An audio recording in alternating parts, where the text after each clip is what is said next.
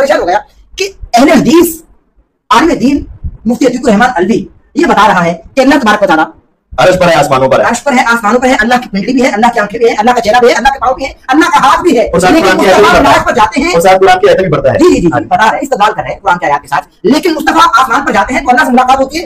किस अल्लाह से मुलाकात होती है? उस अल्लाह से जिसका चेहरा है, पिंडली है, आंखें हैं, हाथ से, या उस अल्लाह से जो अल्लाह है किसी जगह पर नहीं है लेकिन हर जगह पर है?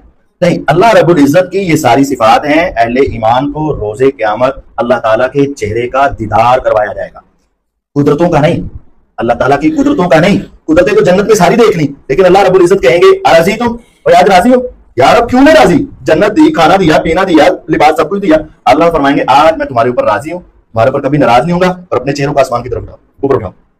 सारे जनते अपने चेहरे को उठाएंगे। इन्नकुम सतरौना रब्बकुम कमा तरौना हादल कमर लैलतल बदर, सही बुखारी की हदीस। आपने फरमाया मेरे सहाबा चौथी रात का चांद देख रहे हो? देख रहे हैं। कोई गमगीन नहीं, कोई आंखों में परेशानी नहीं। फरमाया जिस तरह तुम आज ये 14वीं रात का चांद देख रहे हो, रोजे क़यामत इसी तरह तुम अपने रब का दीदार करोगे। सुभान सुभान। तो दीदारे इलाही है। आपने अल्लाह से दुआ मांगी, अल्लाहुम्मा इन्नी असअलुका लज़्ज़तन नज़री इला वजहिक, ऐ अल्लाह मैं तेरे चेहरे को देखने की लज्जत का सवाल करता हूँ।